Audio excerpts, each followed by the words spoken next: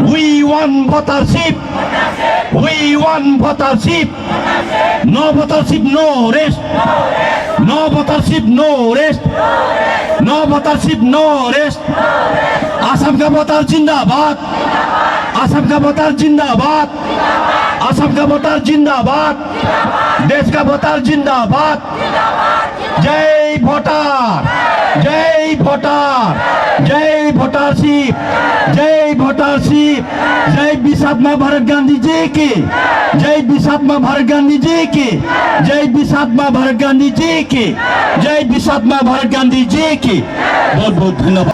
अभी आपके राज्य के बीपीआई अध्यक्ष तरणी जी ने आपको बताया कि ये वोटरशिप कोई खैरात नहीं, आपका अधिकार है।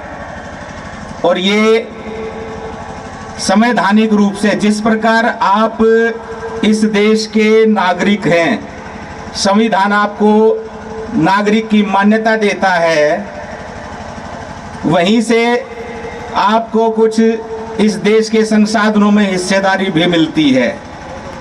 ये उसी हिस्सेदारी का एक प्रारूप है वोटरशिप। और जैसा कि वर्तमान समय में आप सभी सामाजिक असमानता, आर्थिक असमानता या जैसा दोहन वोटों का जनता का किया जा रहा है, वो सब चीज़ें आपसे छुपी नहीं हैं। आप भी कहीं ना कहीं उनसे पीड़ित हैं। तो अब बीपीआई पार्टी इंटरनेशनल ही एकमात्र ऐसा विकल्प है जो एक नागरिक की आर्थिक समानता, आर्थिक आज़ादी के लिए योजना, उनकी सोच, उनका लक्ष्य, सबको एक अच्छा जीवन मिले। एक नागरिक जो कि संविधान के द्वारा मान्यता प्रदत्त है, वो गरिमापूर्ण जीवन भी जिए। तो आप सभी को और ज़्यादा प्रयासों से, और अधिक ऊर्जा के साथ, और अधिक संगठित होकर इस मिशन को इस पूरे देश में ही फैलाना है। जैसा कि आरंभ हम देख रहे हैं आसाम से ही हो रहा है। आसाम में ही पार्टी की इतनी सदस्यता है, पार्टी की इतनी ताकत है, और आप सब लोग दिल्ली से बहुत दूर होते हुए दिल्ली को दिशा दे रहे हैं, दिशा देने में निमित्त बने हैं। आसाम इस देश भारत के पूर्व में स्थित है और पूर्व से ही बहुत सारी चीज़ों का आरंभ होता है। सूर्यदेव भी पूर्व से ही प्रकट होते हैं। आप लोगों को ही इस देश की जनता का प्रतिनिधित्व करना है वोटरशिप के लिए। मैं बहुत ज़्यादा समय नहीं लूँगा।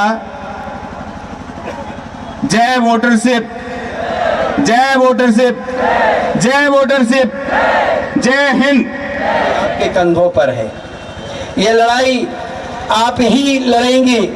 हम लोग तो आपके साथी बन सकते हैं, लेकिन लड़ाई असम से चालू हुई है, पूरे भारत में जाएगी।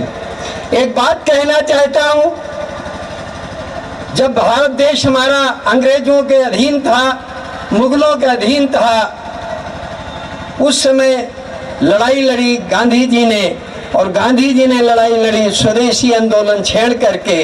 जो अभी गांधी जी आपके बीच में कह रहे हैं कि हम बाजार अपना बनाना चाहते हैं, बिल्कुल वही बात है। मैं कहना चाहता हूं मित्रों कि आज की तारीख में आप सबको बाजार मिशन से जुड़ना पड़ेगा। बाजार मिशन आपका अगर कामयाब हो गया तो ये पूंजीपति 2 दिन के अंदर भाग जाएंगे। गोरे अंग्रेज तो पहले चले गए थे, लेकिन जो काले अंग्रेज पूंजीपति हमारे देश में बैठे हैं, वो हमारा शोषण करने के लिए हर तरफ से तैयारी कर रहे हैं। अभी हमारे गोरखपुरी जी ने कहा हमारी जनता को मारने की साजिश होती है, 100% सत्य है। कोरोना की दवाई बनी 2020 में, और कोरोना की दवाई बनी 2019 में, कोरोना आया 2020 में। इनको ये पता था कि कोरोना आने वाला है, लेकिन इनको ये नहीं पता था कि हमारी जनता हमसे मांग कर रही है हमारी वोटरशिप पेंशन देने के लिए। जो 11,900 रुपया है वो कम से कम दे दो। जिसके घर में 5 मेंबर हैं, कम से कम 5 मेंबर को 60,000 जाएगा, उसकी आर्थिक स्थिति सुधर जाएगी। मैं मित्रों ये कहना चाहता हूँ, लड़ाई अभी आप जीते नहीं हैं, लेकिन हारे नहीं हैं।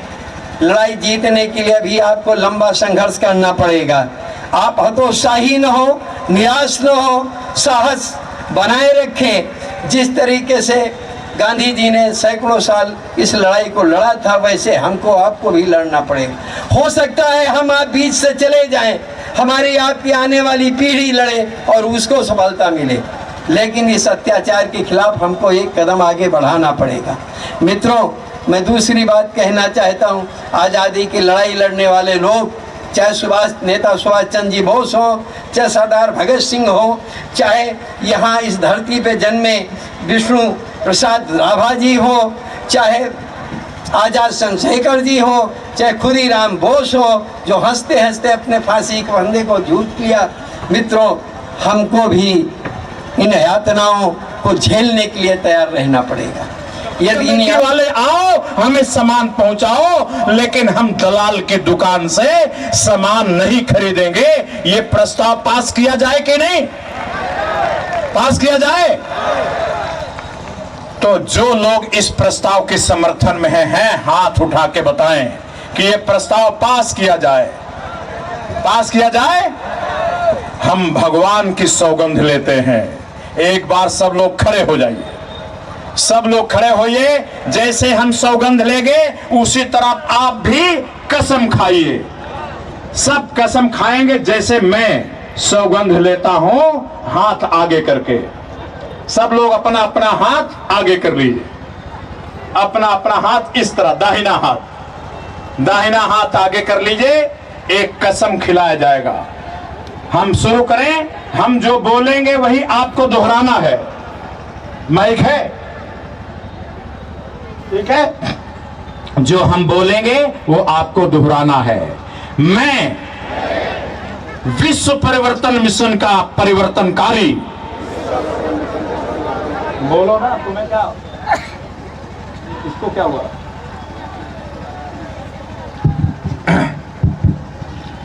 मैं विश्व परिवर्तन मिशन का परिवर्तनकारी, मैं विश्व परिवर्तन का मिशन परिवर्तनकारी यह शपथ लेता हूँ, यह शपथ लेता हूँ, ईश्वर की सौगंध लेता हूँ, ईश्वर की सौगंध लेता हूँ कि जो वोटरशिप का विरोध करेगा, वोटरशिप का विरोध करेगा, जो एपीएल बीपीएल के आरक्षण का विरोध करेगा, जो एपीएल बीपीएल का आरक्षण का विरोध करेगा, जो विश्व परिवर्तन मिशन का सदस्य नहीं होगा, जो विश्व परिवर्तन मिशन का सदस्य नहीं होगा, उसकी दुकान से कोई सामान नहीं खरीदेंगे, कोई सामान नहीं खरीदेंगे।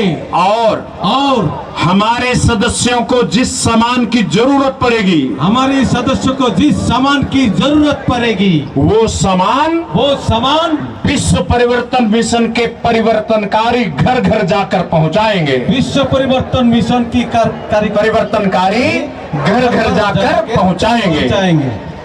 भगवान हमारी ये कसम, हमारी सौगंध की रक्षा करना, हमारी सौगंध की रक्षा करना। बस अब बैठ जाइए। ठीक है भाई? ठीक है? ठीक है भाई? वोटर मिशन जिंदाबाद, वोटर बाजार मिशन जिंदाबाद, वोटर बाजार मिशन जिंदाबाद, वोटर बाजार मिशन जिंदाबाद। नहीं सहेंगे अत्याचार, चलो चले वोटर बाजार। नहीं सहेंगे अत्याचार, चलो चले वोटर बाजार। आप बोलना चलो चले वोटर बाजार। हम पहली लाइन बोलेंगे, आप दूसरी लाइन। नहीं सहेंगे अत्याचार, चलो चले वोटर बाजार। महंगाई से जो लोग हैं लाचार, चलो चले वोटर बाजार। दलालों का चलो करे संहार, और चलो चले वोटर बाजार। शोषित जन की यही पुकार, चलो चले वोटर बाजार। एपीएल बीपीएल का एक विचार, एपीएल बीपीएल का एक विचार, वोटर बाजार सबका उद्धार। वोटर बाजार सबका उद्धार। हर जनता की यही पुकार, चलो चले वोटर बाजार। झूठी छूट का झांसा छोड़ो। ये दलाल लोग क्या करते हैं, जो सामान 50 रुपए का होता है उसको 100 रुपए का कर देते हैं, उस पर 100 रुपया छाप देते हैं और फिर 20 रुपया छूट दे देते हैं, कहते आओ 80 रुपए में ले जाओ। सामान है 50 रुपए का और लिख देंगे 100 रुपया। तो ये जो छूट देते हैं ये झूठी है। झूठी छूट का झांसा छोड़ो, वोटर बाजार से नाता जोड़ो। हर घर की अब यही पुकार, चलो चले वोटर बाजार। स्वदेशी का नारा सबसे सच्चा, वोटर बाजार है सबसे अच्छा। वोटर बाजार सबसे अच्छा। अच्छा भाई एक बात बताओ, अगर सब लोग सामान खरीदने के लिए निकल पड़े तो सामान बेचेगा कौन? क्या आप लोगों में से कुछ आदमी हिम्मत करोगे कि हम आर्थिक गुलामी खत्म कराने के लिए, वोटरशिप अधिकार दिलाने के लिए, एपीएल बीपीएल लोगों को, साइकिल मोटरसाइकिल वालों को एमपी एमएलए बनाने के लिए हम घर घर सामान बेचेंगे और अपने घर में दुकान खोलेंगे? क्या कुछ लोग ये दुकान खोलने का काम, घर घर फेरी लगा के सामान बेचने का काम कर सकते हो क्या? कुछ लोगों की हिम्मत है? अरे कुछ लोग तो हिम्मत करो। अच्छा हाथ उठाओ, कितने आदमी ये हिम्मत कर सकते हो? ये आजादी की लड़ाई है, ये फेरी नहीं है, आजादी की लड़ाई है।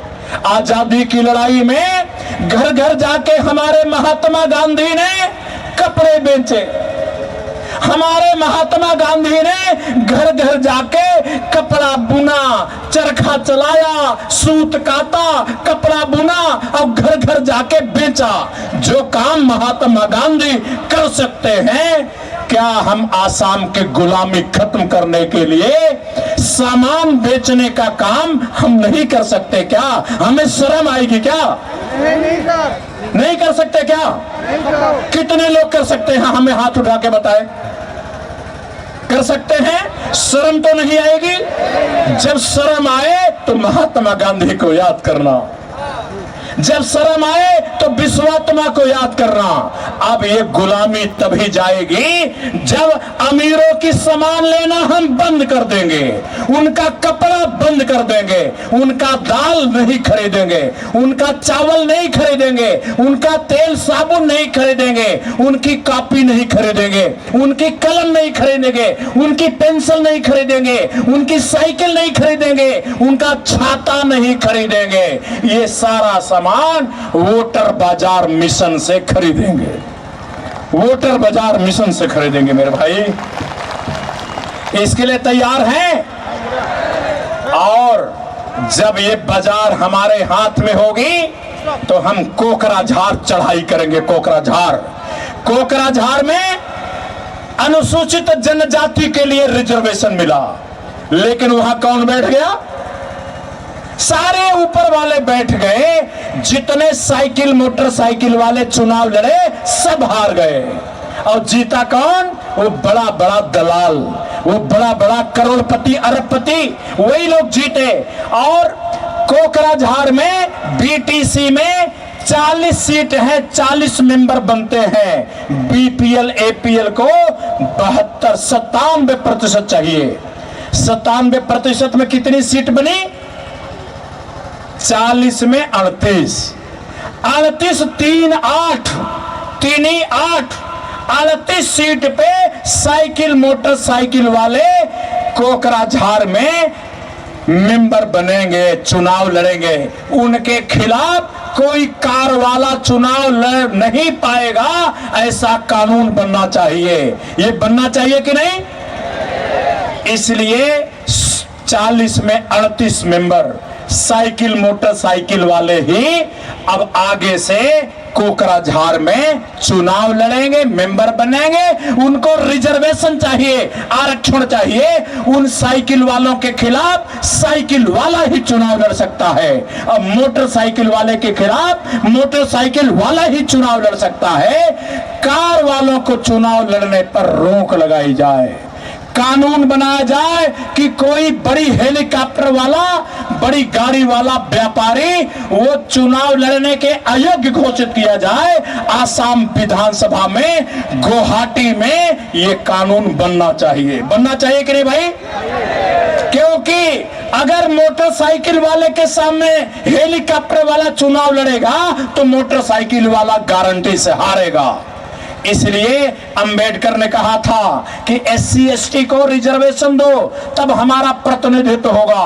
और विश्वात्मा कहते हैं कि APL BPL को रिजर्वेशन दोगे तब साइकिल मोटरसाइकिल वाले चुनाव जीतेंगे, तब उनका प्रतिनिधित्व होगा।